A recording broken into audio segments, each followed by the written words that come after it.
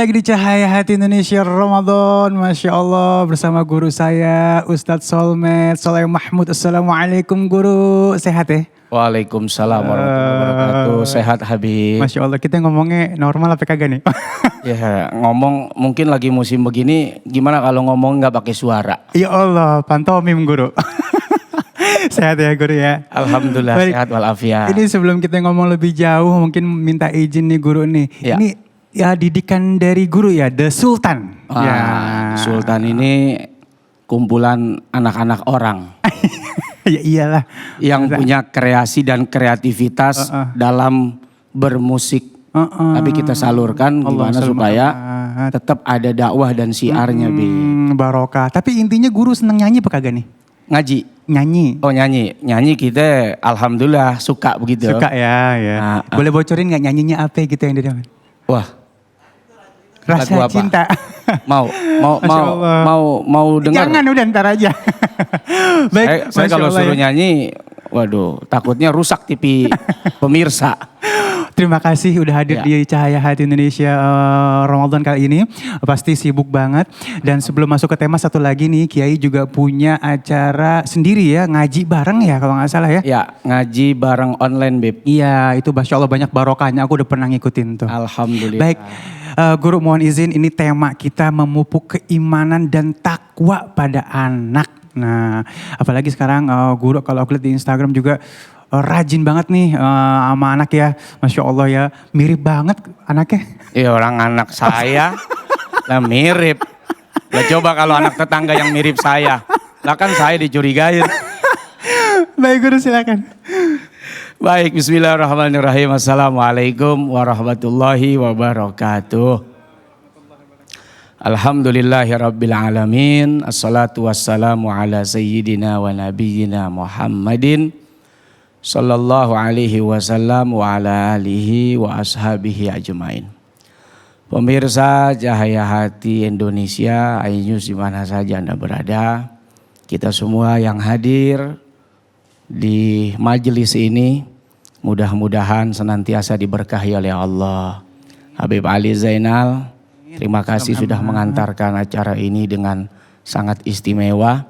Mudah-mudahan walaupun di tengah kondisi bangsa bahkan dunia yang sedang dilanda dengan musibah corona, tetap semangat dalam beribadah, tetap semangat dalam melaksanakan puasa khususnya di bulan suci Ramadan ini. Ini kalau kita ngomongin anak Bib. Iya. Semua orang pasti menginginkan dan memimpikan bagaimana di antara tujuan ya pernikahan itu sendiri yang diinginkan oleh Rasul Shallallahu Alaihi Wasallam adalah adanya anak keturunan. Nah, tazawwajul wadudal walud fa inni mukatsirum bikumul umam yaumal qiyamah. Bahkan bukan cuma anak yang sedikit, tapi maunya Nabi anak kita pada banyak. Kenapa begitu? Karena nanti di hari kiamat Nabi bangga sama orang-orang yang beriman kalau punya anak banyak. Tapi harus tahu kuncinya. Kenapa Nabi bangga? Bukan cuma sekedar banyak, tapi banyak yang berkualitas. Jumlah umat Nabi banyak berarti yang beriman banyak, yang bertakwa banyak, yang soleh banyak, yang solehah juga banyak. Inilah tugas orang tua. Mendidik dan mencetak putra-putrinya, anak-anaknya, agar supaya menjadi anak-anak yang beriman bertakwa dan orang tua yang kelak nanti dibanggakan oleh Rasulullah Sallallahu Alaihi Wasallam di hadapan semua para nabi dan para rasul. Kita kalau dibanggain depan RT aja udah gembira. Bener banget, iya. Haji Bidin, Haji Bidin yang megang keyboard. Ya, disebut sama Pak RT. Iya. Benerin Bajunya aja sampai 5 menit. Ya Allah lama banget. Lama banget cuman disebut doang. Iya. Bagaimana kalau kita dibanggakan oleh Nabi kelak nanti di akhirat. Karena kita punya anak yang bukan hanya banyak. Secara kuantiti jumlah tapi juga berkualitas. Inilah tugas para orang tua. Apa modal atau tugas yang pertama? Ini nggak ada airnya ya? Puasa. Oh lagi puasa iya. Iya. Saya lihat ada ginanya doang. Mana dia nih gelasnya gitu? Iya. Dia lagi puasa. Iya. Bercanda Beb. Gak apa-apa kalau beneran. Oh enggak ya? Iya Guru, silakan Guru. Jadi yang pertama ya, kita melihat sejarah bagaimana Al-Imam Syafi'i radhiyallahu taala anhu. Beliau ini orang bukan cuman pinter tapi cerdas. Tidurnya aja bisa hafal kitab Muwatta. Belajar tidur. Tapi apa yang disampaikan oleh Imam Malik saat mengajar itu nggak kurang satu pun huruf dan kalimat dari apa yang disampaikan oleh Imam Malik ketika mengajar Imam Syafi'i. Ini bukan cuman pinter tapi cerdas luar biasa. Ternyata ayah dan ibunda Imam Syafi'i punya resep. Nah, beliau kan namanya Muhammad ibn Idris Asy-Syafi'i. Ayah beliau namanya Idris. Idris muda. Ini kita lagi cerita Idris muda, ayahnya Imam Syafi'i. Satu waktu melakukan perjalanan panjang jauh. Ya namanya orang pergi, orang jalan malah lapar, aus. Karena lapar, aus, tiba-tiba ketika menyusuri sungai, beliau melihat ada delima. Kenapa delima? Karena ada 5 kali Guru. Karena bukan delinem. Oh. Aja delima. Iya. Bener. Beliau melihat ada delima ngalir ya di sungai. Wah, main ambil aja nih. Set. Namanya orang lapar. Begitu dimakan baru setengah, kaget, ingat, ya Allah, ini kan delima pasti ada kebunnya. Kebunnya pasti ada yang punya nih yang nanem. Waduh, dia cari, dia susurin dari mana nih asal delima ini jatuh. Ketemulah sebuah kebun yang besar. Begitu ketemu, lalu jumpa dengan pemilik. Minta ridho, minta ikhlas karena delimanya udah dimakan setengah. Kata pemiliknya nggak bisa. Kalau mau dapat ridho saya mesti ikut aturan saya. Apaan tuh Pak? Pertama urus kebun saya. Wah, gara-gara delima setengah doang ngurus kebun. Anak zaman sekarang ya mendingan kita kabur dah daripada ngurusin kebun orang cuma dikasih setengah delima. Nah. Iya demi redo, demi halal tuh.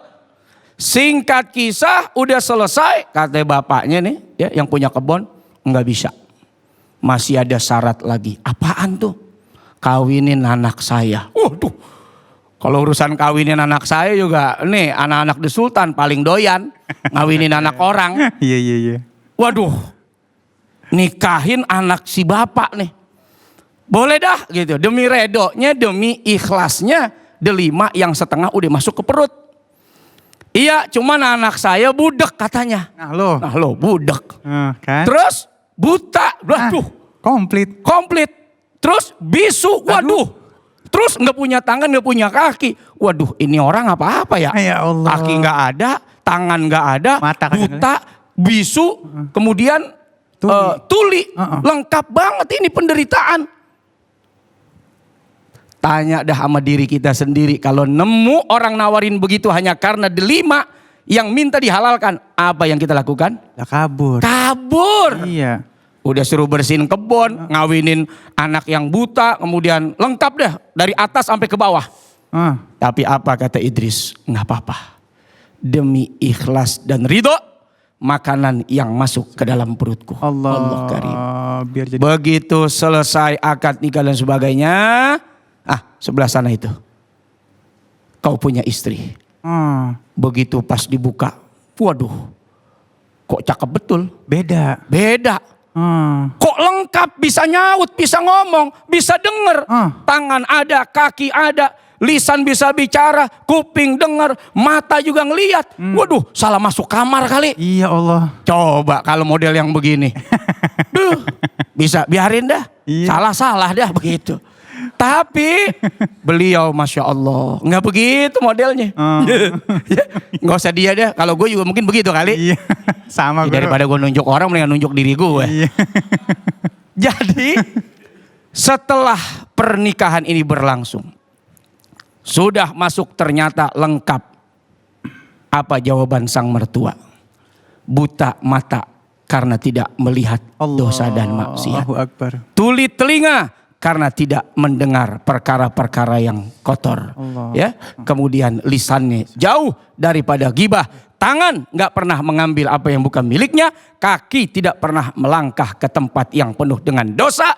Hasil pernikahan Idris dan wanita soleha ini, lahirlah Al-Imam Asy-Syafi'i radhiyallahu taala anhu. Allahu Akbar. Artinya, saudara-saudara sekaligus saya dah. Iya. Biar banyakan dikit. Iya. Salah satu resep kalau ingin mencetak anak soleh dan solehah, iman dan takwa, jaga makanan kita. Benar banget. Jaga minuman kita, jaga hasil makanan minuman yang kita cari dari pekerjaan kita. Kenapa makanan minuman perlu dijaga? Maaf. Kan apa itu? Iya. Kasih tahu dong, kan lu hostnya. Iya gitu. Ya namanya orang kan gak muncul begitu aja dari lubang moa. Ya belum. Ada proses. Iya. Masuknya, maaf nih, sperma gitu kan. Iya. Ketemu dengan sel telur. Perkawinan. Begitu ketemu jadi dah. Iya benar. Ini kan hasil dari apa? Dari nutrisi-nutrisi. Iya. Kalau muncrat, pantas bau mic-nya. Dari nutrisi-nutrisi. Iya. Ya. Yang dihasilkan makanan dan minuman, lahirlah anak-anak kita. Ya Allah. Jadi makan, minum, itu adalah perkara yang penting untuk dipikirkan oleh suami dan istri, agar supaya anak-anaknya menjadi soleh dan soleh. Muhammad. Seperti itu. Itu yang pertama. Masih ada waktu nggak ini? Masih ada waktu gak? Oh masih. Aduh, udah ngos-ngosan nih. Itu yang pertama. Aus gue. Kita bercanda aja ya, nggak apa-apa ya, maafin pemirsa ya. Habis di sini nggak ada jamaahnya, jamaahnya gaib semuanya. Ya. Itu yang pertama. Yang kedua, setelah dia lahir, udah lahir nih. Iya.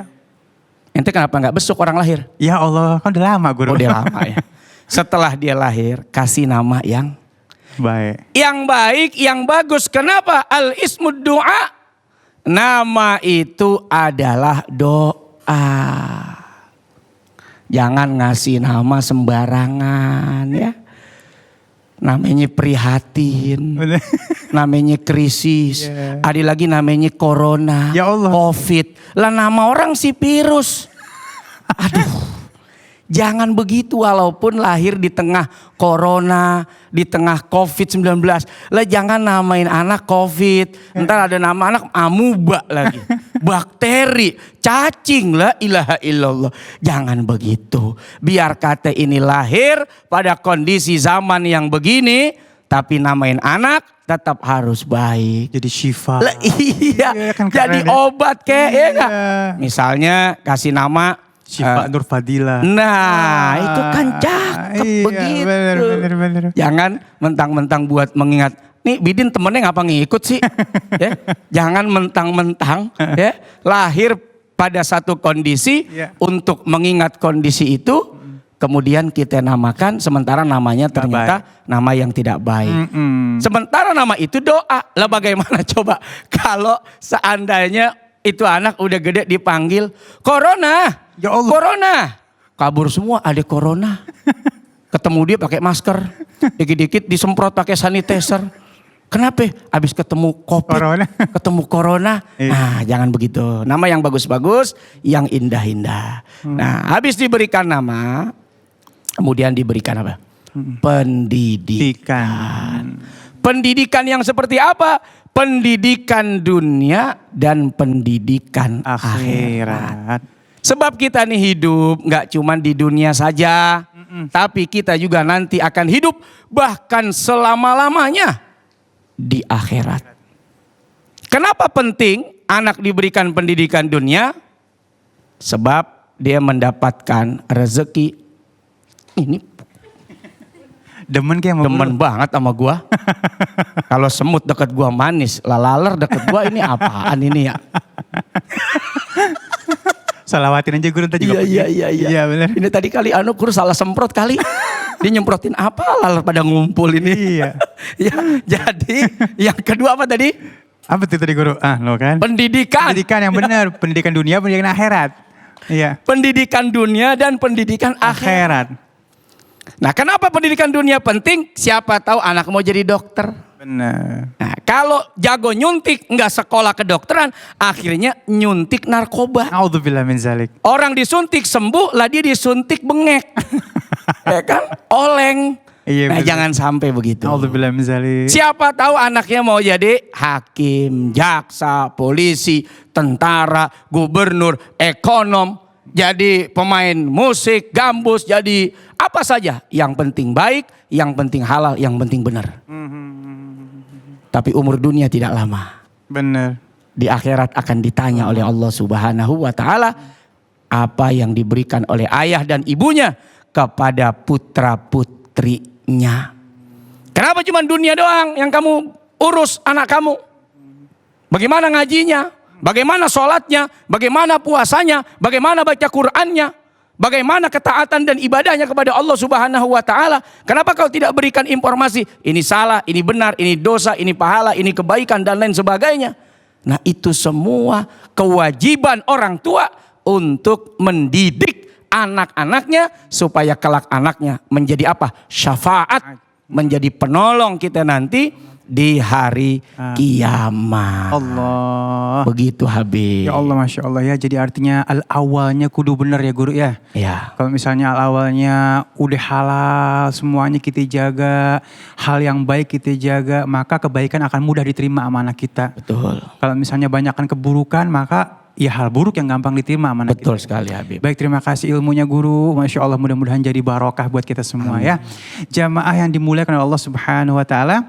Insya Allah sesaat lagi kita akan bertemu dengan guru kita yang dimuliakan oleh Allah Subhanahu wa taala, Kiai Haji Muhammad Nur Hayit, dengan subtema kita menguatkan sikap tolong menolong antar sesama. Tetap bersama kami di Cahaya Hati Indonesia Ramadan.